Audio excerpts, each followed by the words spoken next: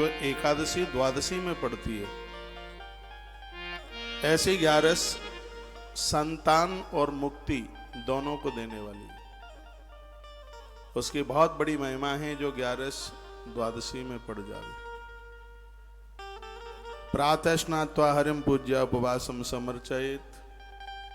प्रातः भगवान की पूजा करते हुए, भगवान को वंदन प्रणाम करते हुए और यह उपवास किया जाए। वेदात द्वादशी सुल्पः पारणेन भवेद् ध्वजः तदान रात्र दोष श्यान सिद्धम च भवेत् क्वचित्। कल आपने सुना, पारण के लिए यदि आधी रात्रि में भी है, त्रयोदशी लगती है, तो द्वादशी में ही स्नान करके पारण कर लेना चाहिए। आधी रात्रि को नहाया नहीं जाता आधी रात में, लेकिन यहां ग्रंथ में लिखा है यदि पारण का समय जा रहा है, त्रयोदशी लग रही है, तो आधी रात्रि में ही स्नान करके व्रत का पारण कर लेना चाहिए। और ऐसी ऐसी बातें आपके बीच में रख रहा हूं जिसमें बिल्कुल कोई कंफ्यूज होने की बात नहीं है। उषा काले द्वयम कुर्यात् प्रातः मध्याह्नकम तथा द्वादशी साधना ये नरेण भुवि सर्वदा। लिखा है प्रातः काल में थोड़ी भी यदि एकादशी हो, ना के बराबर भी हो, तो भी व्यक्ति को फिर एकादशी द्वादशी वाले दिन ही करना चाहिए। लिखा है ना,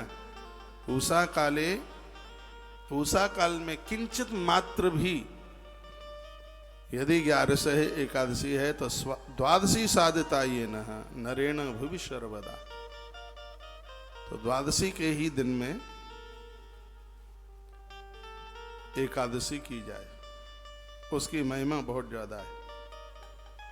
इस लोक में किए गए गौदान, भोग, पूजा आदि में जो भी कुछ होता है, एकादशी करने वाला व्यक्ति गोदान करता है। एकादशी करने वाला व्यक्ति स्त्री पुरुष पूजा करे तो उनके किए गए दान और पूजा का अनंत गुना फल ज्यादा प्रभावित हो जाता है। मैं तो पूरे देश को कहना चाहूंगा कि आप 11 के बिना, एकादशी के बिना मत रहिए। भले आप 3 वर्ष करें, लेकिन एकादशी का व्रत जरूर करें। लिखा है महाप्रलय तक 11 करने वाले लोगों की कामनाएं पूरी होती हैं। सृष्टि के अंतिम काल तक, प्रलय तक पूरी होती हैं उनकी कामनाएं जो 11 का व्रत करते हैं। रात को भी मैं हाथ जोड़ के ही निवेदन कर रहा था, मैंने इसकी भारी महिमा पढ़ ली है, तो आप बात मान लें और आपसे हो सके तो आप एकादशी का व्रत आरंभ कर दीजिए। आइए, एकादशियों में भी जया, विजया, जयंती नाम की एकादशी, उनके कुछ महात्म्य का वर्णन किया गया है। एक है जया और एक है विजया और एक है जयंती। ये जया और विजया और जयंती कैसे 11 बन जाती है वो सुन लें, बिल्कुल नई सी बात है। ये पूरी वीडियो आज की आप देख रहे हैं, द्वादशी भंडारा टीवी में दिख रहा है,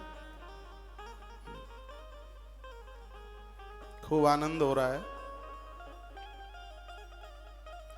एकादश्याम यदा ऋक्षम शुक्ल पक्षे पुनर्वसु नामना सा च जयाख्याता तिथि नाम उत्तमाम तिथि। बहुत ध्यान से सुने, एकादशी के शुक्ल पक्ष में यदि पुनर्वसु नक्षत्र पड़ जाए तो वो एकादशी जया एकादशी हो जाती है। पुनर्वसु नक्षत्र इतना बढ़िया है, इतना अद्भुत है, भगवान प्रभु श्री राम जी का प्राकट्य हुआ था पुनर्वसु नक्षत्र में। और यदि एकादशी के शुक्ल पक्ष में 11 के दिन ये नक्षत्र पड़ जाए जिसका नाम है शुक्ल पक्ष, तो नामना साच जयाख्याता तिथि ना उत्तमाम तिथि, तो वह एकादशी अपने आप में बड़ी उत्तम हो जाती है। जब ये कुछ बातें ऐसी हैं आप लिख लिया करें। और मैं 28 साल से बोलता हुआ आपको आ रहा हूं कि हमारी कथा सुने तो आप बिना कागज और बिना कलम लिए ना बैठें। जिन जिन बातों का मैं चर्चा कर रहा हूं, एक एक एकादशी का फल 10-10 हजार 11 के बराबर है। कल मैंने पक्षवर्धनी एकादशी की महिमा आपको बताई थी। पूर्णमासी पड़वा में, अमावस्या पड़वा में पड़ जाए और दोनों के बीच में जो एकादशी आती है वो पक्षवर्धनी एकादशी होती है। एक एकादशी का फल 10,000 ग्यारस के बराबर हो जाता है। कल मैंने निवेदन किया। जया और विजया जयंती की भी कुछ ऐसी ही महिमा है। एकादशी किसी भी कौन से भी महीने में शुक्ल पक्ष में ग्यारस पड़ी और उसमें कहीं नक्षत्र आ गया पुनर्वसु, तो उस एकादशी को तत्काल जया एकादशी के नाम से जान लिया जाता है। यह सभी तिथियों में बड़ी उत्तम तिथि है। उसका व्रत करके मनुष्य संपूर्ण पापों से मुक्त हो जाता है। इसमें किसी भी प्रकार का संशय नहीं है। ये आप लिख लें।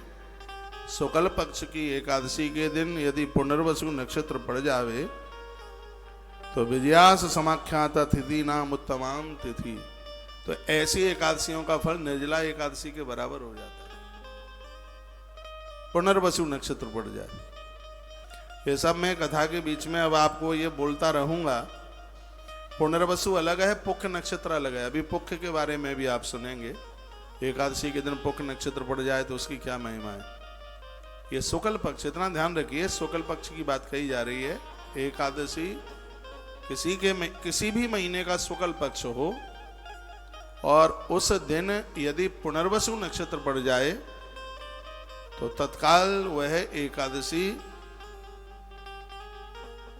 विजया एकादशी के नाम से हो जाती है। तिथियों में तुम सहस्र गुणितम, इसमें लिखा 1000 गुना उस एकादशी का। एक एकादशी करने पर सीधे 1000 एकादशियों का पुण्य प्राप्त होता है।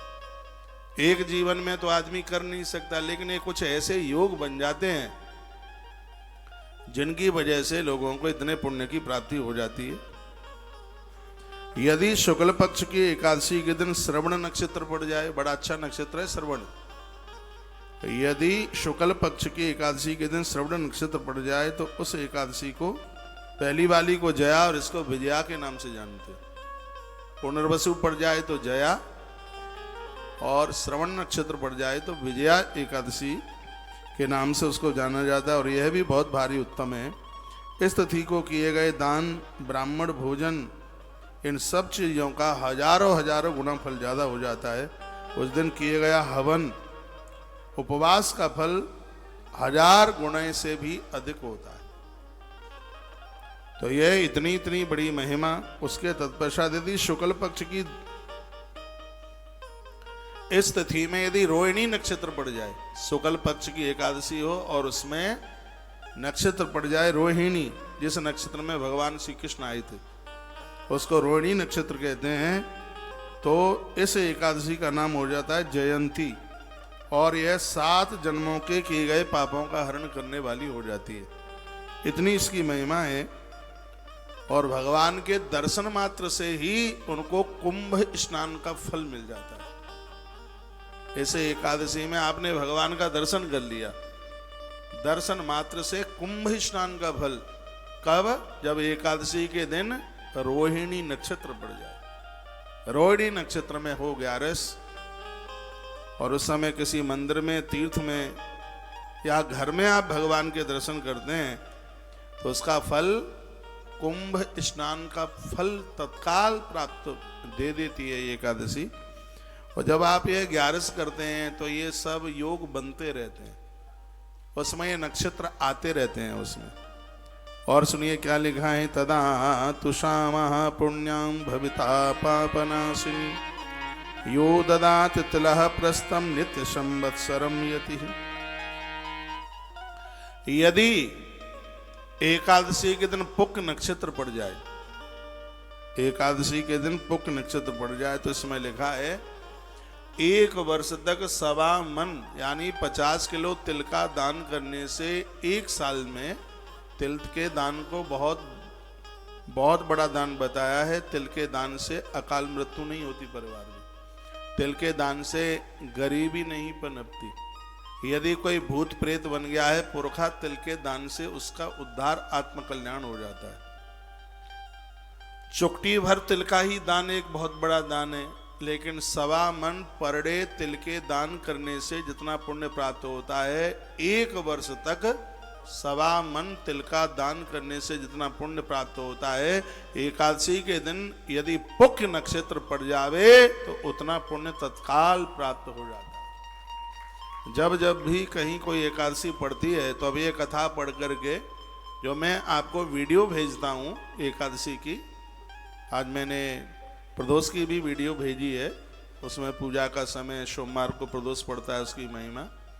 अगली ही एकादशी से हम ये भी संग ही संग भेजेंगे कि अब के बार एकादशी कौन से नक्षत्र में पड़ रही है, जिससे यह जानकारी आप सबको बनी रहेगी। और उसकी महिमा भी भेजता रहूँगा कि इस नक्षत्र में एकादशी पड़ेगी तो उस 11 की अपने आप में इतनी बड़ी महिमा है। ठीक रहेगी ये बात। वैसे तो आप कहाँ पत्रा पंचांग देखेंगे, लेकिन ये मैं आपको भेजता रहूँगा। एक बार जयकारा लगाइए, बोलो भक्त वत्सल भगवान की जय हो। जिन बच्चों का जन्म पुख्य नक्षत्र में होता है वो राजा और रानी बन करके बच्चे धरती पर जीते हैं। पुख्य नक्षत्र की इतनी बड़ी महिमा है। नक्षत्रों का राजा है। रविवार को पुख्य नक्षत्र पड़ जावे, रविवार के दिन, और आपने यदि कोई पूजा कर ली है, पूजा सिद्ध हो जाएगी, मंत्र सिद्ध हो जाएगा, साधना सिद्ध हो जाती है। पुख्य नक्षत्र की इतनी बड़ी महिमा है। तो यहाँ पुख्य नक्षत्र की बात कही जा रही है। यो ददात प्रस्तम नित संवत्सरम वृद्धि, पूरे साल भर 1.25 मन तिल पर डे दान करने से जितना फल प्राप्त होता है, एकादशी के दिन यदि पुख्य नक्षत्र पड़ गया और आपने उस दिन व्रत कर लिया तो इतने बड़े फल की प्राप्ति हो जाएगी। इतने बड़े फल की प्राप्ति। ऐसा बताया जाता है कि तिल में जितने दाने हैं और आप उसका दान करते हैं, तिल में जितने दाने हैं उतने वर्ष तक भगवान के चरणों में यह जीव आनंद प्राप्त करता है। तिल में जितने दाने, तिल की इतनी बड़ी महिमा है। समुद्र के किनारे, नदी के किनारे बैठकर तिल के दान को करने की बहुत बड़ी महिमा है, महत्व है। इसलिए शायद आपको ध्यान हो, इस वर्ष मैंने समुद्र के किनारे आपसे तिल दान कराया था। इसी साल की शायद बात है, मुझे कुछ ध्यान सा है। हाँ, तो वो तिल सागर के किनारे पर बैठ करके तिल के दान की और श्वेत वस्त्रों की, ये सब लिखा है, वर्णन है। सफेद वस्त्र, सफेद चीज, दूध है, चावल है, ये सागर के समुद्र के किनारे बैठकर तिल भी है, उसमें कुसा का दान होता है, उसमें कुसा भी है। ये सब हमारे सब ग्रंथों में भरा पड़ा है, पता नहीं लोग क्यों नहीं बताते। देखो कितनी सुंदर बात कही है, तदात सा पुण्याम भविता पापनाशिनी। ये एकादशी इतने अपराधों को समाप्त करने वाली हो जाती है। यो ददात तिल प्रस्थम नित संवत्सरम प्रति, 1 वर्ष तक 1.25 मन तिल का आप दान करके जो पुण्य कमाएंगे, सिर्फ उस एकादशी को जिस दिन पुख्य नक्षत्र पड़ गया है, 1 वर्ष के तिलदान का फल तत्काल प्राप्त हो जाता है। इतनी बड़ी महिमा है इस एकादशी की। बस अभी तक तो हम यही समझते रहे हैं कि एकादशी करते हैं, 26 एकादशियां आती हैं, ये कृष्ण पक्ष की है और ये शुक्ल पक्ष की है, ऐसे एकादशी का नाम है, इसका ये नाम है। लेकिन हर एकादशी की महिमा नक्षत्र में, जब इस नक्षत्र में जो एकादशी जब पहुंच जाती है तो उसकी इतनी बड़ी महिमा हो जाती है। उन्मीलनी एकादशी की महिमा मैंने एक दिन आपको बताई है, पक्षवर्धनी एकादशी की बात आपको करी है, और आज मैं आपको निवेदन कर रहा हूं, ये निवेदन कर रहा हूं कि एकादशी जब पुनर्वसु नक्षत्र में चली जाती है तो वह एकादशी जया एकादशी के नाम से मानी जाती है। और एकादशी के दिन श्रवण नक्षत्र चल करके आ जावे तो उस एकादशी को विजया एकादशी के नाम से जानते हैं। एकादशी के दिन रोहिणी नक्षत्र चल करके आ जाए तो उसको जयंती एकादशी के नाम से जानते हैं। एकादशी के दिन यदि पुख्य नक्षत्र आ जाए तो उसको सर्व कल्याणी एकादशी के नाम से जानते हैं। इतनी बड़ी महिमा 11। बात समझ में आ रही है? जयकारा लगाइए, बोल भक्त वत्सल भगवान की जय हो। श्री हनुमान जी महाराज की जय हो। और भी इसकी महिमा का वर्णन किया गया है। कहा है प्रदक्षताम प्रियाते वह तत्रानंद फलम स्मृत सगरेण। किस किस ने किया था? सगर, जिसके नाम से समुद्र का नाम सागर हुआ है। सगर ने यह व्रत किया था पुष्य नक्षत्र में 11 पड़ी थी। ककुस्ते न, एक राजा ककुस्त हुए थे जिनके बेटा हुए थे रेवत और उनकी बिटिया हुई थी रेवती। रेवती के दादाजी हुए थे ककुस्त, बलराम जी की पत्नी माता रेवती, उनके दादाजी हुए थे ककुत्स उनका नाम था। उन्होंने यह 11 की नहुसेन च साधिता, नहुस नाम के राजा ने इस एकादशी को किया। तस्या आराधिता कृष्णो दत्तवान अखिलम भुवि, बाचकान मान श्राद्धापि काय जाय विशेषता। मन वचन और कर्म से जो भी अपराध हुए हैं एकादशी में यदि पुष्य नक्षत्र पड़ जावे तो तत्काल देर नहीं लगती, पापों को जलने में देर नहीं लगती। एकादशी सहस्रम फलम प्राप्नोति मानवः।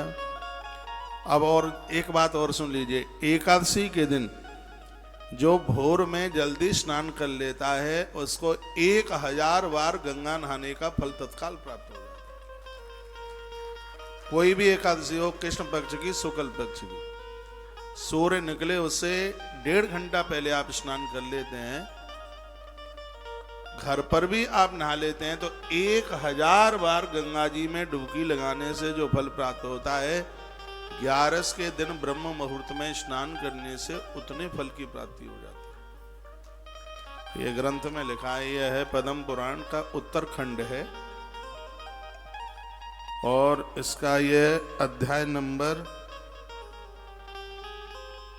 39 अध्याय नंबर है, जहां से मैं आपको ये चर्चाएं कर रहा हूं, और श्लोक नंबर है 16। बात प्रमाणित है तभी तो अध्याय और श्लोक सब कुछ आपको बोल देता हूं। पद्म पुराण उत्तरखंड अध्याय नंबर 39 श्लोक नंबर 16। इसमें वर्णन किया गया कि स्नानम गंगा स्नानम सहस्र गुणम। एकादशी के दिन यदि आप भोर में ब्रह्म मुहूर्त में स्नान कर लेते हैं तो उसका 1000 गुना ज्यादा फल गंगा स्नान का फल प्राप्त हो जाता है। दानम, आपने 1 रुपया दिया है एकादशी वाले दिन, 1 रुपया, तो 1 रुपया नहीं है, आपने 1000 रुपया का दान कर दिया। एकादशी के दिन आपने 1 गैया का दान किया है, जो इस ग्रंथ में लिखा है वो 1 गैया का दान नहीं है, वो 1000 गाय का दान। आपने एकादशी के दिन 1 गैया का दान किया, तो गिनती में तो हमारे हिसाब में वो 1 गैया का दान है, लेकिन भगवान वेदव्यास की भाषा में वो 1 गाय का दान नहीं है, 1000 गाय का दान है। वो वर्णन किया गया, स्नानम एकादशी सहस्रम फलम प्राप्नोति मानवः। वो कहते हैं कि मेरी बात का विश्वास कर लो, सहस्र कहते हैं 1000 को, इसका फल सीधा 1000 गुना है। दानम, आपने गौ दान किया, धरती का दान किया, अन्न का दान किया, सीधे 1000 गुना है। इसलिए तो मैं कितनी बार आपको कहता हूं कि 1 महीने में 2 11 पड़ती हैं, और इस कलयुग में ये साधारण तरीके से ये सब चीजें मुक्ति का साधन बन रही हैं, इनको हम समझें। जहां तक बने एकादशी तीर्थ की कीजिए, तीर्थ की एकादशी की भारी महिमा है, बहुत ज्यादा विशेष है तीर्थ में एकादशी। कल मैंने निवेदन किया है, आप एकादशी करते भी नहीं है और आपकी एकादशी तीर्थ में पड़ जाए, अन्न मत खाइए, फलहार लीजिए। भले आप एकादशी नहीं करते हैं, आपने एकादशी करके उद्यापन कर दिया है, आप तीर्थ में हैं तो तीर्थ में आप एकादशी वाले दिन अन्न मत खाइए। एक ही दिन की तो बात है, दूसरे दिन तो द्वादशी है, सो खैर ले ही लेंगे हम, फिर क्या है द्वादशी को। जपो, एकादशी के दिन 1 माला आप जपते हैं, सीधी 1 माला 1000 के बराबर होगी। 1 माला 1000 के बराबर, 10 माला 10,000 के बराबर, सीधा 1000 गुना है। जपो सहस्रम, जप भी 1000 गुना। होम, एकादशी के दिन आपने हवन किया, यज्ञ किया, 1 यज्ञ 1000 के बराबर है। स्वाध्यायो देवतार्चनम, एकादशी के दिन शालिग्राम भगवान को आपने एक बार निलाया, सीधे 1000 अभिषेक के बराबर है उसका पुण्य, ऐसा भगवान व्यास कहते हैं। इसलिए अपनी इस 11 को तो धन धन कीजिए। युधिष्ठिर राजा ने भगवान श्री कृष्ण से ये सब बातें सुनकर के और अपने जीवन को आनंदित मग्न कर लिया। बहुत बड़ी श्रद्धा थी पांडवों की एकादशी के प्रति। जिस दिन युद्ध आरंभ हो रहा था, नहीं तो लड़ाई झगड़े में याद रहती है, इस ग्रंथ में लिखा है कि जिसने युद्ध आरंभ हो रहा था उस दिन भगवान गोविंद के सामने युधिष्ठिर गए थे और हाथ जोड़ करके कहा, प्रभु जी प्रार्थना है एक। क्या प्रार्थना है? कि ये युद्ध 11 से आरंभ हो जाए। देखो युद्ध के भी मुहूर्त निकल रहे हैं और यही एकादशी थी जो कल निकली है, मोक्षदा एकादशी।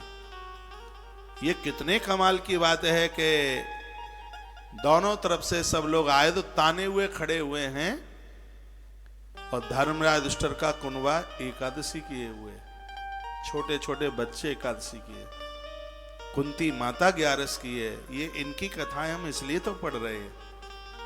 भगवान श्री कृष्ण पार्थ के सारथी ऐसे ही नहीं बन गए, ये लोग बहुत धार्मिक थे, भगवान के बहुत बड़े भगत थे। इस ग्रंथ में लिखा है जिन घरों में 11 का व्रत होता है भगवान द्वारका छोड़कर उनके घर में आके बैठ जाते हैं एक रूप से। उस घर को भगवान छोड़ करके कभी भी नहीं जाते। जिन घरों में एकादशी का व्रत होता है भगवान उन लोगों के हृदय में वास करते हैं जिनके घर में एकादशी का व्रत होता है।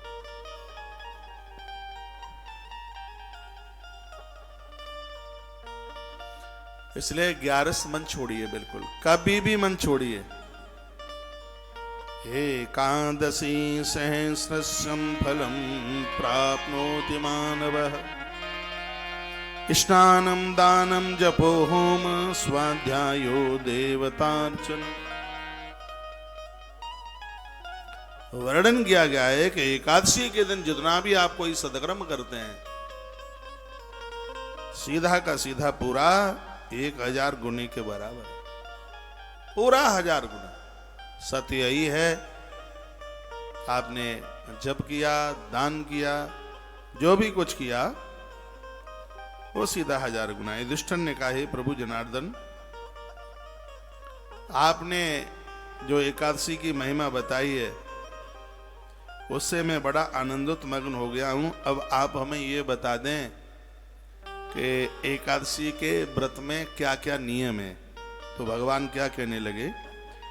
भगवान कहने लगे, उपवास नक्तस्य त्वक्त भुक्तस्य समय प्रभु। युधिष्ठिर ने पूछा था, कृष्ण पक्षे चया पार्थ द्वादशीताम पोषयेत। कहा भगवान कृष्ण पक्ष शुक्ल पक्ष की एकादशी में कोई अंतर है क्या? भगवान कहते हैं बिल्कुल भी नहीं। तत्पश्चात भगवान ने कहा कि 10वीं की शाम को भोजन छोड़ दो, एकादशी के दिन हे युधिष्ठिर एक बार फलियार ले लो और द्वादशी के दिन एक समय भोजन ले लो। इसको नक्तोक्त व्रत कहते हैं, जिसमें एक ही बार प्रसाद लिया गया तीनों दिन। 2 बार ले लोगे तो एकादशी का पुण्य तो मिलेगा, आधा मिलेगा। और एकादशी के दिन फलार 2 बार ले लिया है, द्वादशी को 2 बार भोजन ले लिया है, 10वीं को 2 बार भोजन ले लिया है, तो एकादशी का पुण्य तो मिलेगा लेकिन 1/4 मिलेगा। ये भगवान कृष्ण के वाक्य, भगवान कृष्ण के ये शब्द है।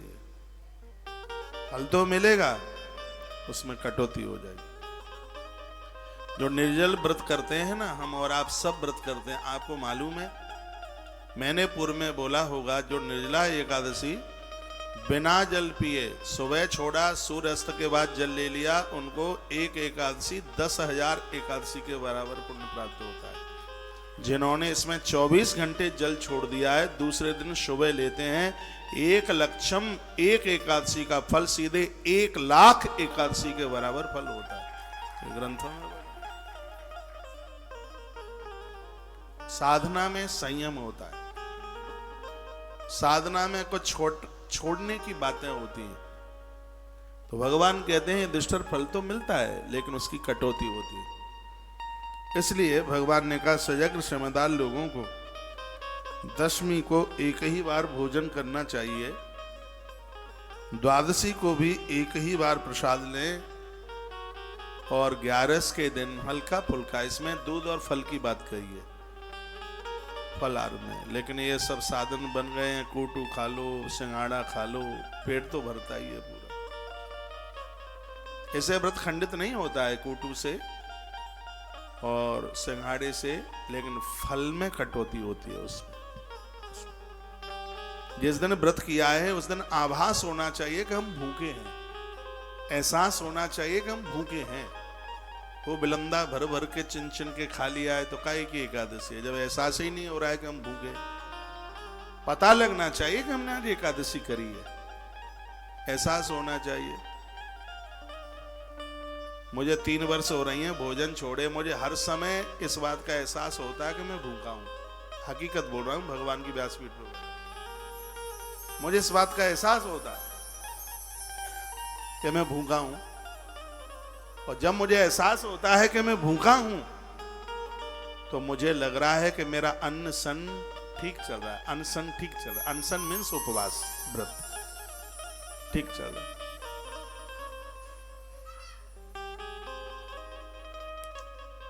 भगवान कहते हैं ततः प्रवाहात समय कृत्वा च नियमं व्रति मध्याह्ने च तथा पार्थ स्नानम शुचि समाचरेत्। फलियार लेने की भी जो बात कही गई है मध्याह्न के समय ले लें। ऐसा नहीं है कि व्रत है और आपने और 8 बजे ही लेने को बैठ गए। मध्याह्न का समय ठीक दोपहर का होता है, 1 बजे का समय होता है। मध्याह्न में फलियार ले। बहुत लोग तो सुबह ही बस नहा लिए, भगवान को डुबकी लगवा दी और 8 बज गया है, दे दो फलार। क्या अद्भुत बातों का वर्णन किया गया है मध्याह्न के समय में। स्नानम शुच समाचरेत, जो हमारी संस्कृति में जो स्नान है ये हमें पावन कर देता है, पवित्र कर देता है स्नान। क्या सुंदर बात कही है। जो लोग भोर में जल्दी नहा लेते हैं ऐसे लोगों को सूतक पातक वाले लोग छू लें तो उनके ऊपर बिल्कुल असर नहीं होता। जैसे इसमें लिखा है जूतियां चप्पल पहनकर कंकटों का कोई असर नहीं होता, कांटों का कोई असर नहीं होता, उसी प्रकार से भोर में प्रभात में जल्दी जागने वाले लोग, जल्दी स्नान करने वाले लोगों के ऊपर सूतक पातक का बिल्कुल असर नहीं होता। भोर के स्नान की इतनी बड़ी महिमा कही गई।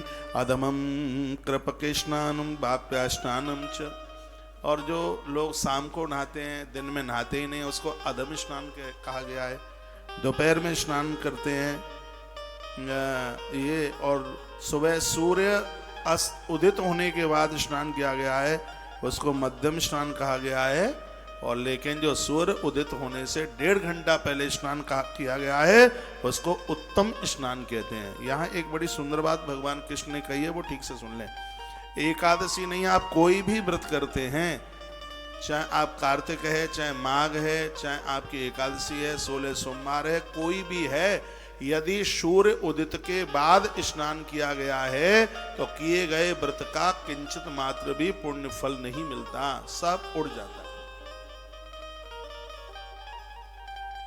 सूर्य उदित होने के बाद स्नान किया, इसलिए उत्तम स्नान वही है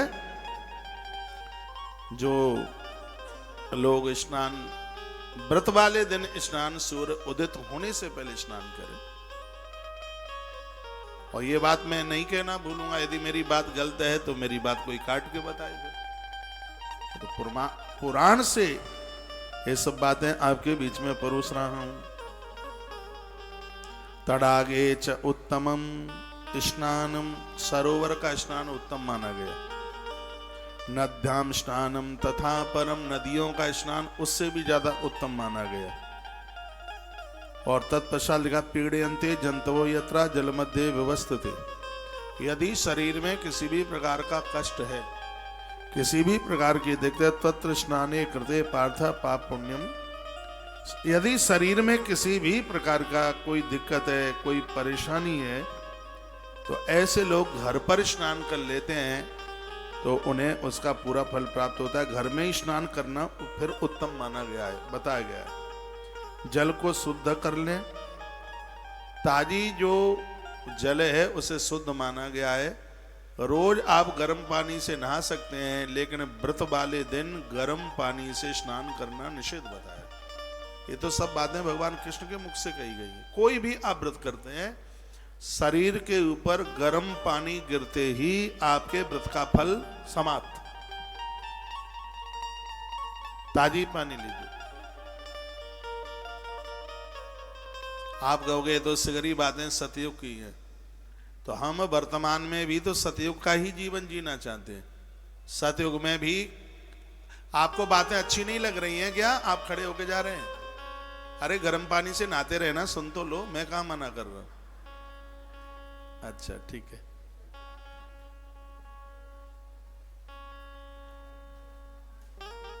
ठीक है माता जी। नीचे प्रसाद ले लेना, भोजन चल रहा होगा, ले लिए।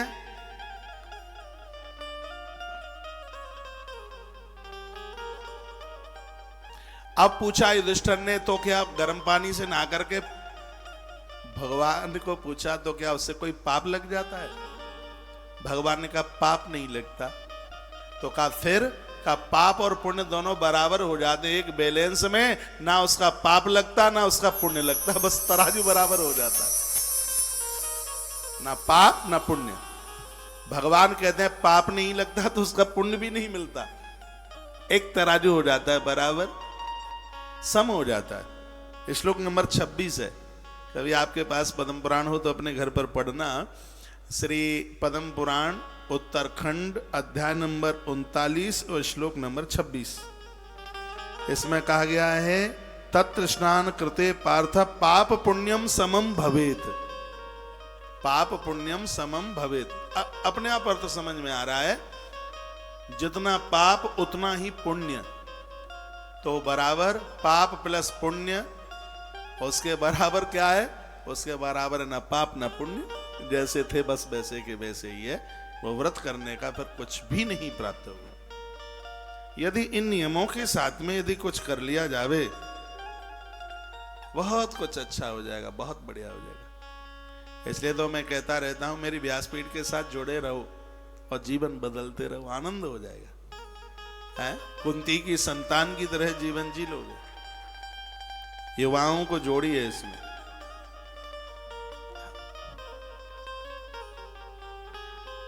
ब्लड प्रेशर बहुत ऊपर जाता है जूते चप्पल पहन के भोजन करने में, मेरी बात मान लेना। हाई ब्लड प्रेशर, रात को जुराब पहन करके सोने में हाई ब्लड प्रेशर। ये बीमारियां कहीं से आई थोड़े ही हैं, हम इनको जन्म दे रहे हैं। बैल तू आ मुझे मार, वही बात हो रही है। और देखो पढ़े लिखे लोग बुद्धू बन रहे हैं, बात देखो। बीमारियां बुला रहे, आ जाओ, आओ आओ आओ, तुम्हारी जरूरत है, आ जाओ। हम जैसे लोग बीमार क्यों नहीं होते? इसलिए नहीं होते क्योंकि जीवन जीने का ढंग समझ लिया।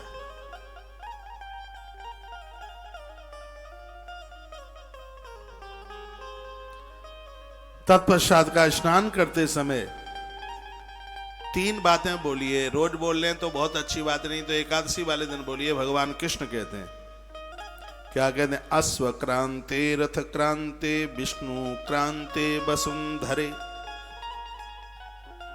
क्या कहा? हे अश्व क्रांते, हे रथ क्रांते, हे विष्णु क्रांते, हे धरती माता, मेरे द्वारा यदि अनजान में कोई अपराध हो जाए तो मां उसे क्षमा कर देना। स्नान करते समय ये बोला जाता है, ऐसे जल का दोष समाप्त हो जाता है। धरती माता उसे माफ कर देती है, क्षमा कर देती है। 3 बातें कही गई, अश्व क्रांति, रथ क्रांति, विष्णु क्रांति, वसुंधरे। ये देह पर माटी लगाई जाती है, पीली मिट्टी, उस समय बोला जाता है। एकादशी के दिन जब आप कोई व्रत करते हैं, कार्तिक स्नान आप करते हैं, उस समय देह पर मिट्टी पोती जाती है, उसमें तिल पीस करके मिलाया जाता है, उसमें एक लेपन सा बनता है, उसको जब देह पर लगाया जाता है, उस मिट्टी और तिल को देह पर लगाया जाता है, उस समय ये बोला जाता है कि अश्व क्रांति, रथ क्रांति, विष्णु क्रांति, वसुंधरे। मृतके कहते हैं माटी से, मिट्टी से। मृत का संस्कृत का शब्द है, मिट्टी को मृत का कहते हैं। हर में पापम यन्मया पूर्व संचितम। एकादशी जैसा, कार्तिक जैसा देव व्रत करते हैं आप, मिट्टी में तिल मिलाकर और आपने अपनी देह से लगाया, और उस समय आपने कहा है अश्व क्रांति है, रथ क्रांति है, विष्णु क्रांति। मेरे द्वारा जो भी कोई संचित अपराध हुए हैं तो भगवान उन्हें आप समाप्त कर दीजिए, उन्हें जला करके राख कर दीजिए।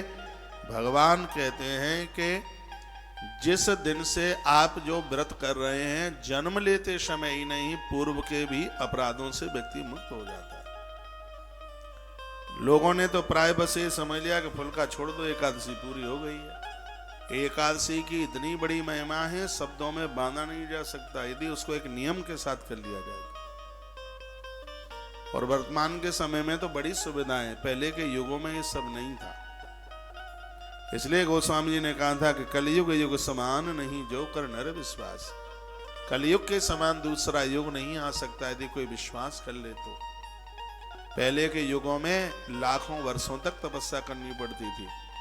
क्या बात कही है, सतयुग में 12 वर्ष तीर्थ में रहते, जब तब पुण्य जितना मिलता, कलयुग में 1 रात्रि तीर्थ में रहने से उतने फल की प्राप्ति हो जाती है। कितना बड़ा कंसेशन, कितनी बड़ी छूट है इस कलयुग में, 1 रात्रि। सतयुग में लोग तीर्थ के लिए 12 वर्ष वास करते थे, तब कलयुग के 1 रात के बराबर था। इस कलयुग में तो कोई 1 रात्रि तीर्थ में बसेरा कर ले। और मैंने पूर्व में भी बोला, और एक बार फिर मैं आपको बोल रहा हूं इस बात के लिए, इतना टाइम लेके जाइए कि तीर्थ में 1 रात रुक सके। आज मैंने थोड़ी सी, मेरी आज चेंज हुई है डेट्स आगामी कार्यक्रमों की, तो उसमें मैं देख रहा था कि मुझे सोमनाथ जाना है। सोमनाथ पहुंचूंगा मैं 10:30 बजे सुबह, और 2 बजे तक कथा करके फिर मुझे आगे श्री द्वारका के लिए निकलना है। ये मैं बहुत हृदय से बात बोल रहा हूँ, ग्रंथ मेरे सामने है। मेरे मन में बात आई कि सोमनाथ जैसी जगह पर तीर्थ में पहुंच करके और 1 रात न रुका जाए। ग्रंथों में तो वर्णन है कि तीर्थ में 1 रात रुक लेते हो तो सतयुग के 12 वर्ष के बराबर हो जाता है। मैंने कहा दुनिया को तो हम बता रहे हैं, तो ये पुण्य क्या तुम अपने लिए नहीं चाहते?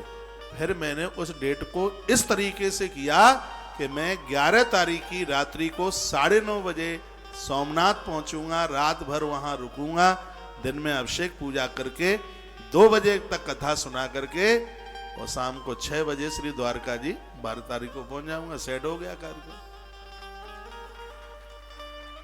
तारीखें तो ऊपर नीचे करनी पड़ी, बड़ा दिमाग करना पड़ा, लगाना पड़ा, लेकिन उस व्यवस्था में 12 वर्ष सतयुग के तो मिल गए। तीर्थ में जब भी कभी आई, नहीं कि चूहा भाग बिल्ली आई, ये हापा थापी वाला ये जीवन थोड़ा सा विराम लीजिए, तीर्थों के लिए समय निकालिए।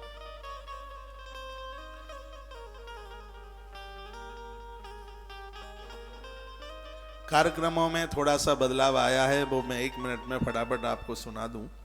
थोड़ा सा, ये ज्यादा नहीं है। बदलाव इतना सा ही है, पहले तो कल से कथा 6 तारीख से 13 तारीख तक कथा, शिव महापुराण की कथा रेवाड़ी में है। रेवाड़ी के भक्त लोग सुन पा रहे हो, आपके नजदीक है, जरूर पधारिए। कथा के टाइमिंग से हैं 11:30 बजे से लेकर आरती लास्ट 4:30 बजे तक हो जाएगी। आप पधारे, सबसे मिलने का भी टाइम है, समय है, आप पहुंचिएगा। और शिव महापुराण की कथा रेवाड़ी की धरती से सुनिए, और कैंसर हॉस्पिटल के लिए, कैंसर अस्पताल के लिए ये कार्यक्रम है। भैया जब से तुम आयु कैंसर नहीं दिखाया तो उन्हें हॉस्पिटल एक भी दिन, उसमें नहीं है तुम्हारी से।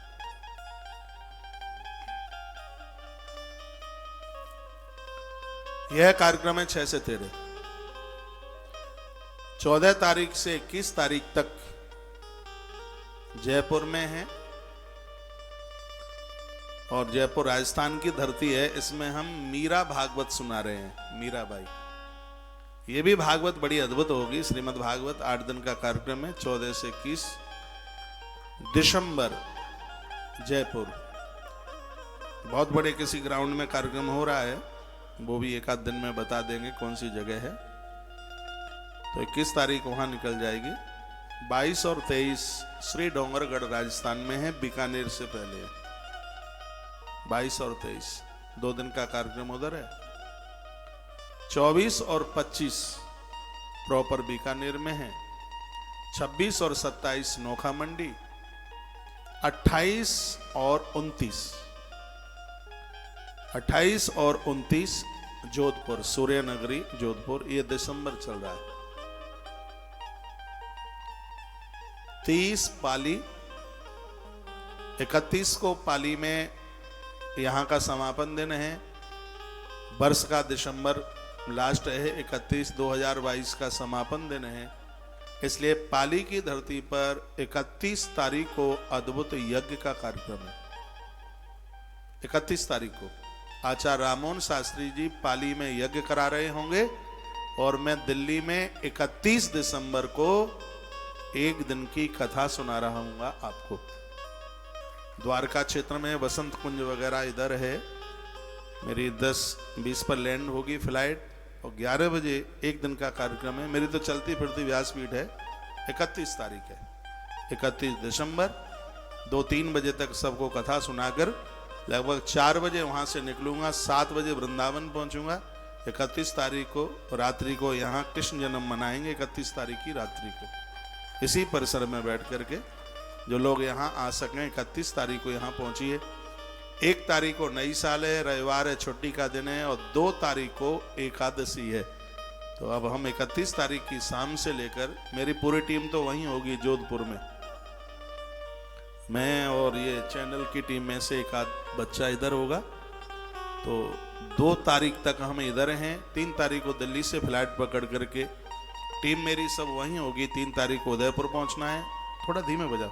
3 तारीख से लेके 10 तारीख तक, और उदयपुर की धरती पर हम वाल्मीकि रामायण सुनाने के लिए जा रहे हैं। वाल्मीकि रामायण उदयपुर की धरती पर अद्भुत होगा, हल्ला बोल होगा। झीलों की नगरी है उदयपुर। 10 तारीख वहां निकल जाएगी मेरी टीम 10 तारीख की रात्रि को, और वहां से निकल करके ये लोग 12 तारीख को पहुंच जाएंगे श्री द्वारका, और मैं 11 तारीख को अहमदाबाद, 11 तारीख को साबरमती आश्रम अहमदाबाद 3 बजे तक प्रोग्राम करके, और रात्रि को सोमनाथ मैं 11 तारीख की रात्रि को पहुंच जाऊंगा लगभग 9, साढ़े 9 या 10 बजे तक सोमनाथ में स्टे।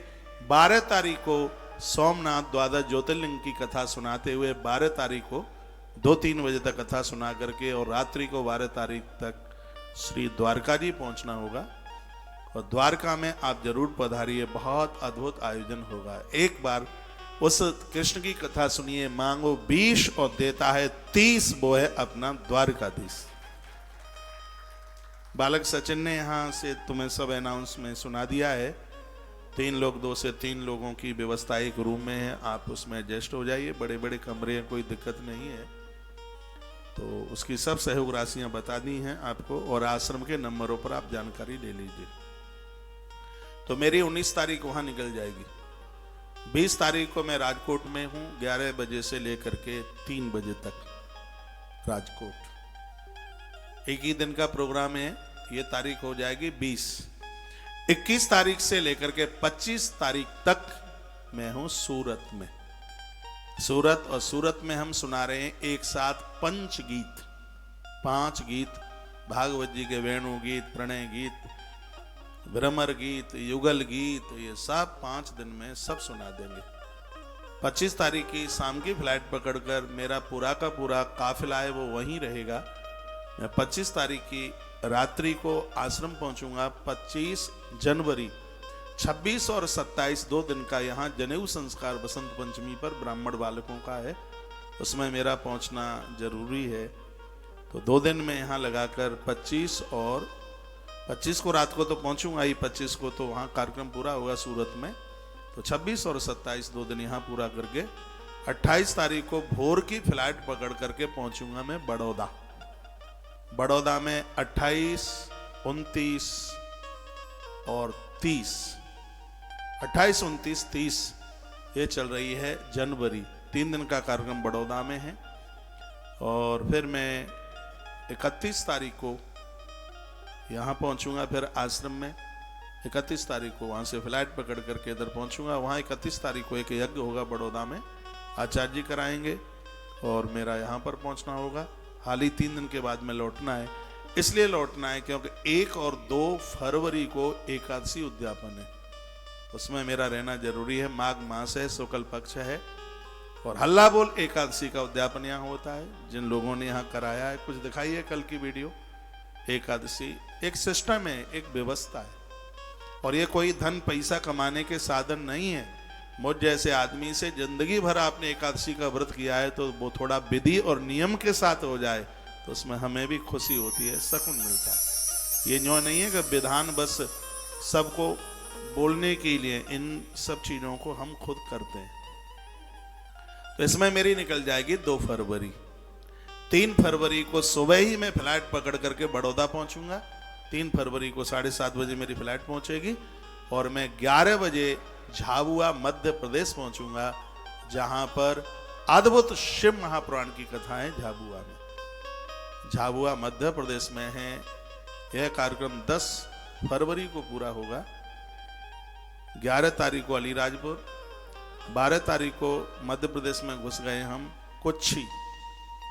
13 और 14 तारीख में ये 2 दिन में है धार मध्य प्रदेश में। और 14 तारीख की शाम की फ्लाइट पकड़ करके और 15 तारीख को भोर में मैं पहुंचूंगा देहरादून। 15 फरवरी एक ही दिन का बस कार्यक्रम है। बहन संगीता सिंह की बिटिया की शादी है और उसमें जाना बड़ा जरूरी पड़ रहा है। सो मैं रुड़की में शाम को एक शादी भी अटेंड करूंगा।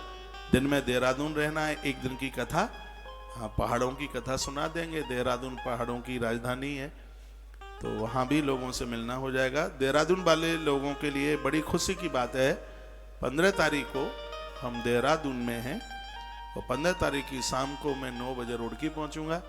1 घंटा वहाँ का कार्यक्रम पूरा करके 15 फरवरी की रात्रि में होऊंगा वृंदावन और 16 फरवरी की यह यहाँ एकादशी। उद्यापन नहीं है, वैसे एकादशी है तो एकादशी में हाजिरी लग जाएगी।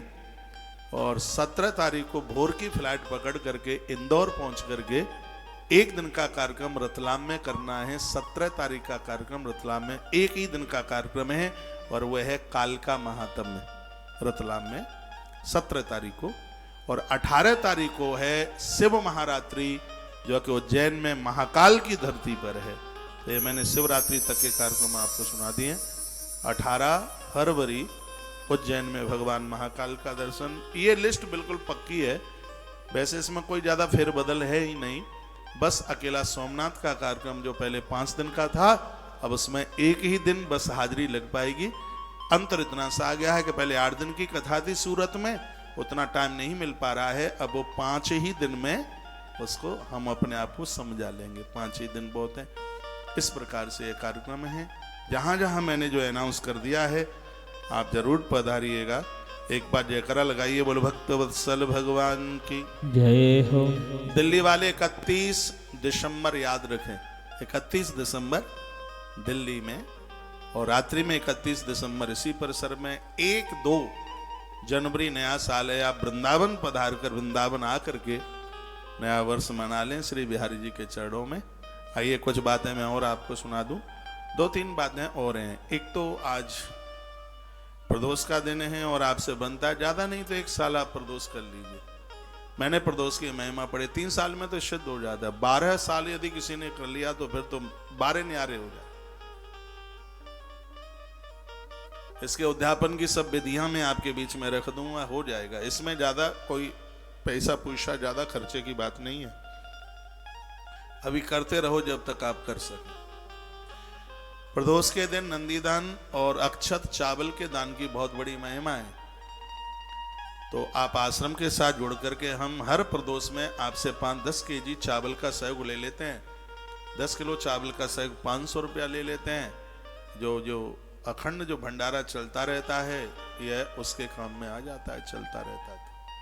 प्रदोष महादेव को मानने वाले लोग तो आप इस सेवा से भी आप जुड़िए। आज प्रदोष का दिन है तो इसमें आप जितना आपसे बनता है, इसमें हम 5 किलो से लेके 10 किलो चावल का सहयोग, कुछ लोग अपने पूर्वजों के सहित 10 किलो चावल का सहयोग कर देते हैं। सहयोग राशि 500 रुपया है। 5 किलो चावल का सहयोग करते हैं वो 250 रुपये का सहयोग करते हैं। यदि आपके पास व्यवस्था है, इससे ज़्यादा हम लेते भी नहीं हैं। इसलिए नहीं लेते हैं क्योंकि हमें सहयोग सबसे ही करवाना है। नहीं तो बड़े बड़े करोड़पति एक ठेला ही भर के भेज देंगे तो फिर सबको मौका कैसे मिलेगा। लोगों के फोन आते हैं ना, हमारे यहाँ से 10 कुंटल ले लो। मुझे ब्रह्मा जी ने बड़े मुहूर्त में भेजा है। हाँ, मेरे अपने विचार कुछ अलग है। भूख पैसों की नहीं है, भूख ये है एक बार ये देश फिर बदलेगा, सनातन अखंड रहेगा, मजबूत रहेगा। लोग कहते हैं बच्चों पर फर्क नहीं पड़ता, हमारे यहाँ तो युवा ही ज्यादा जुड़े, बहुत युवा जुड़े। कैसे फर्क नहीं पड़ता? बहुत फर्क पड़ता। ये हमारी नंदीशाला देख लो, ये नादिया देखो ना एक बार टीवी में। आज इनका दिन है। 5250 रुपए का सहयोग करके नंदीदान करा लेना। एक नंदीदान 10 गैया के बराबर है। प्रदोष में नंदीदान, एकादशी में गौदान बहुत ज्यादा प्रभाव रखता है। यदि किसी की एकादशी की उद्यापन है, एकादशी का उद्यापन है, तो उसमें एकादशी के उद्यापन के बाद में गौदान की बहुत बड़ी महिमा है। जैसे कल मुझे कुछ पूछ रहे थे, महाराज जी आज कराएंगे कल? मैंने कहा कल कराना, क्योंकि आपकी एकादशी का उद्यापन हुआ है। कन्या के विवाह के बाद, कन्यादान के बाद गौदान की भारी महिमा है। एकादशी के उद्यापन के बाद में गौदान की भारी महिमा है। ये तो सगरी बातें मैं आपको बोल चुका हूं। आश्रम के सब नंबर चालू है, उन पर आप जुड़ जाइए। और एक सूचना मैं आपको और दे रहा हूं। 8 तारीख को पूर्णिमा है, पूर्णमासी है, जो हम आपसे 1 वर्ष के लिए 3711 रुपया ले रहे हैं भंडारे के लिए। गौशाला का तो भंडारा जो है, यहाँ द्वादशी का भंडारा होता है और अद्भुत होता है। कल मैंने निवेदन किया कि ऐसे कोई पूर्वज पुरखे जो एकादशी करते हुए चले गए हैं, उनकी 11 का उद्यापन नहीं हो पाया। हम स्वयं एकादशी कर रहे हैं, पता नहीं बाद में होगा कि नहीं होगा। 3 वर्ष तक आप हर द्वादशी को ब्राह्मण को भोजन करा दो। यदि उद्यापन नहीं होगा तो भी आपकी एकादशी पूरी मानी जाएगी। छाती ठोक के कह रहे, महंगाई का जमाना है, हुई कि नहीं हुई। यदि पैसों की व्यवस्था है तो उद्यापन की भारी महिमा है। यदि आपने 3 वर्ष तक द्वादशी ब्राह्मण जमाया है और आप उद्यापन नहीं कर पाए तो भी आपकी 11 की पूर्णता होती है। ये कल या परसों ये बात मैंने बड़े प्रमाण के साथ बोली है। पता नहीं कल बोली कि परसों बोली, मैंने बोली है, मुझे ध्यान है। तो अभी तो ये 3711 रुपए का सहयोग है, लेकिन देसी घी का भंडारा है, रिफाइंड यहाँ चलती नहीं है। 8 तारीख से सहयोग राशि सीधी हम इस सहयोग राशि को 5000 रुपया, क्योंकि कल रात्रि को हमने सब खर्चे निकाले, इसमें तो बहुत भारी कम पड़ रहा है। थोड़ा बहुत कम पड़ता तो उस पर हम ध्यान भी नहीं देते, इसमें ज़्यादा ही कम पड़ रहा है।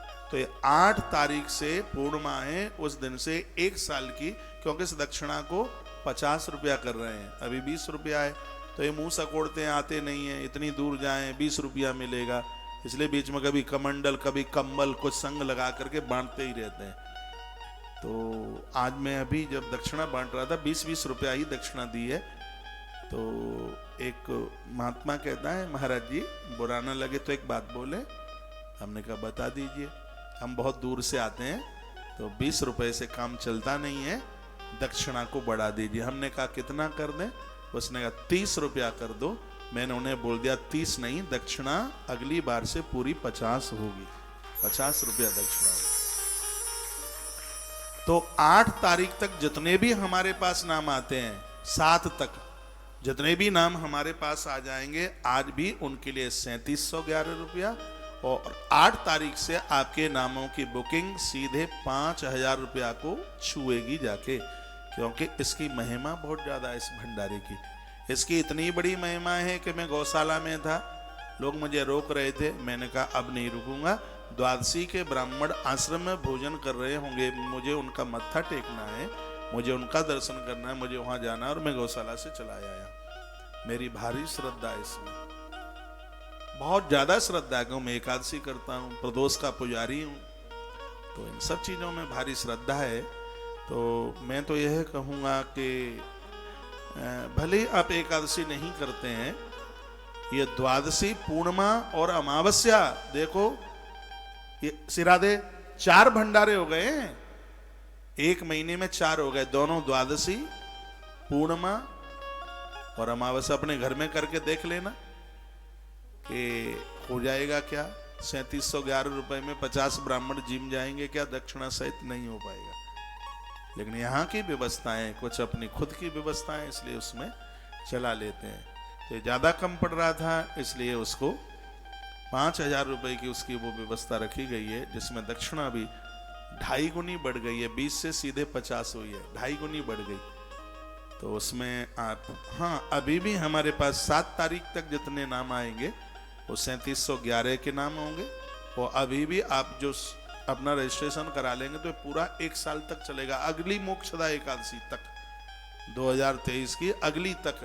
तो मैं तो कहूँगा आपके पास व्यवस्था है तो अभी फोन उठाना, और आश्रम के बच्चे तो एकदम आपको बोल देंगे 3711 नहीं है, 5000 है, तो बोल देना महाराज जी ने अभी अनाउंस किया है कि 7 तारीख तक 3711 ही है, नहीं तो वो नाम लिखेंगे नहीं, वो आपको बताना पड़ेगा उन्हें। हो सकता है मुझे यदि वो सुन रहे होंगे तो फिर कोई बात ही नहीं है।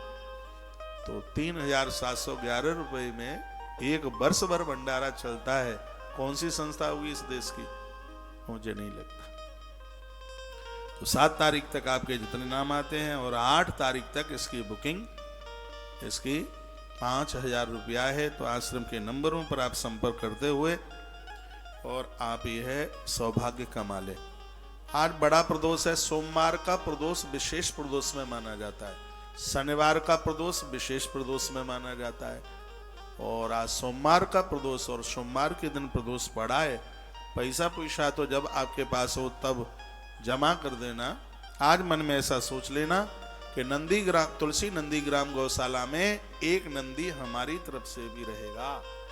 आप जानते हैं कि नंदी ऐसा पिए है महादेव का जैसे हनुमान जी राम जी के पिए। हनुमान जी भगत की हाल ही सूचना राम के पास पहुंचा देते हैं। इस नंदी के कान में तुमने जो भी कुछ कह दिया, समझ लो कि महादेव के पास वह पहुंच गया। तो ये समझ लो कि आपका 1 पिए महादेव का तुलसी तपोवन नंदीग्राम गौशाला में रह रहा है। तो मुझे लगता, मैंने तो यहां तक पढ़ा है कि जब आप 1 नंदी का दान कर देते हैं तो आपका 1 अभिषेक जो आप करते हैं उसके 100 अभिषेक करने का तत्काल पुण्य फल प्राप्त होता है। गैया के प्रति मेरी बिलंदा श्रद्धा है, लेकिन नंदी के प्रति मेरी सवा बिलंदा श्रद्धा है, क्योंकि इनके महात्म्य में हमने पढ़ लिए। हमने पढ़ा है कि अमावस्या के दिन आप आटे का चूरमा लड्डू बनाकर इसके मुख में दे दोगे नंदी के में, पूर्व में कोई अकाल मृत्यु से भी मर गया होगा तो उसकी मुक्ति हो जाएगी। अमावस्या के दिन लड्डू नंदी को खिलाने की इतनी बड़ी महिमा, और मैं सालों सालों से बोल रहा हूं आपके बीच में। इसमें हमारा कोई श्राद्ध, इसमें हमारा कोई स्वार्थ नहीं है। स्वार्थ क्या हो? जो चीजें पता नहीं है, जानकारी नहीं है, बस मेरा एक फर्ज है वो बातें सब आपके पास पहुंचाने के लिए। यहाँ आप प्रसाद जरूर लिया करें, कोई परहेज नहीं, खूब चकाचक खाइए, यहाँ रिफाइंड चलती नहीं है। और भले ही वो कितना भी महंगा हो, अब तो हम ये भी व्यवस्था करने के लिए जा रहे हैं कि इस आश्रम में आयोडीन नमक नहीं चलेगा, समुद्री नमक नहीं चलेगा, यहाँ सेधा नमक में ही प्रसाद बनेगा। ये सब चीजें डायबिटीज को रोकती हैं, हार्ट को रोकती हैं। ये आप भी अपने घर में, आपके घर में तो थोड़ा सा तो खर्चा ही है, 2 4 5 तो लोग होते हैं, 1 सेर भर नमक बहुत चल जाएगा आपको। आता तो महंगा है, पिसा हुआ 74 रुपया किलो आता है। गायों के लिए खरीद रहे हैं हम 28-29 रुपया किलो। हमारे यहाँ गैया सैदा नमक खाती है, और थोड़ा बहुत नहीं, 40-40 टन आता है, पूरा का पूरा ट्रक लोड होकर के आता है। कल वो तस्वीरें कुछ आप देख रहे थे, तो ये ऐसा नहीं है कि जो पढ़ लिया है वो सिर्फ गाने के लिए और उसमें हम ना चले। हम आपकी आत्मा को भी स्वस्थ रखना चाहते हैं और आपके शरीर को भी स्वस्थ रखना चाहते हैं। शरीर के लिए आपको औषधि दे रहे हैं और आत्मा के लिए आपको प्रवचन दे रहे हैं। हा? ताली बजाना मत, बात कितनी भी बढ़िया हो।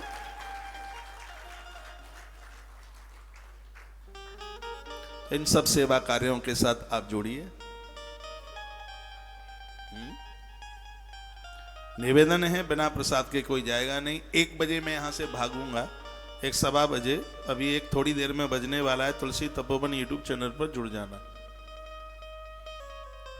और जितनी देर तक प्रोग्राम चलता है उसके बाद फिर मैं गौशाला पहुंचूंगा। 3000 ब्राह्मणों का एक संग दर्शन होगा। आज प्रदोष का दिन है, उन देवताओं का दर्शन कर लेना जो 11 में उद्यापन में पधारे। एक ही जगह, एक ही पंगत में, एक ही स्थान पर। इससे पहले तो 7,000 ब्राह्मण थे अभी कार्तिक में, अब के हैं 3000। 54 एकादशी है, 54 एकादशी, ज्यादा ली नहीं। उनको आगे 1-2 फरवरी के लिए भेज दिया है, क्योंकि माघ में भी बड़ी महिमा ये चल रहा है। मार्गशीर्ष, आपको पता है मार्गशीर्ष कैसे पैदा हुआ है? इस ग्रंथ में लिखा है जो मार्गशीर्ष का जो महीना है वो भगवान नारायण के शरीर से प्रकट हुआ है। भगवान नारायण के शरीर से प्रकट हुआ मार्गशीर्ष का महीना, मार्गशीर्ष यानी अगेन का महीना। इसमें बिल्कुल भी संशय वाली बात नहीं है। बोलिए भक्त वत्सल भगवान की जय हो, श्री हनुमान जी महाराज की जय हो, जय जय श्री राधे। श्लोक बोल दूं। मार्गशीर्षो उत्पत्ति मम देह समुद्भवा। भगवान कृष्ण युधिष्ठिर को कहते हैं कि मार्गशीर्षोत उत्पत्ति मम देह समुद्भवा। जो मार्गशीर्ष अगेन का महीना है, भगवान कृष्ण कहते हैं मेरे शरीर से प्रकट हुआ। तो माघ में, अगेन में, कार्तिक में और वैशाख में, शुक्ल पक्ष में एकादशी का किया गया उद्यापन अपने आप में बड़ा विशेष है। तो जो अभी नहीं कर पाए हैं, कार्तिक में नहीं कर पाए, अगेन में उन्होंने किया, अगेन में नहीं कर पाए, तो 1-2 फरवरी, और उसकी बुकिंग चालू कल से कर दी गई है। आश्रम के नंबरों पर संपर्क कर लें। उसमें भी हम 51 ही एकादशी लेंगे। उसमें भी यदि आप फिर चूक जाते हैं तो वैशाख में नंबर लगेगा, जो कि अप्रैल में पड़ेगी, और नहीं तो फिर उसके बाद में सीधे देव उठनी एकादशी कार्तिक के महीने में। अच्छे काम के लिए इंतजार मत कीजिए, कर लो सो काम, भज लो सो राम। क्या भरोसा इस जिंदगी का, साथ देती नहीं है किसी का।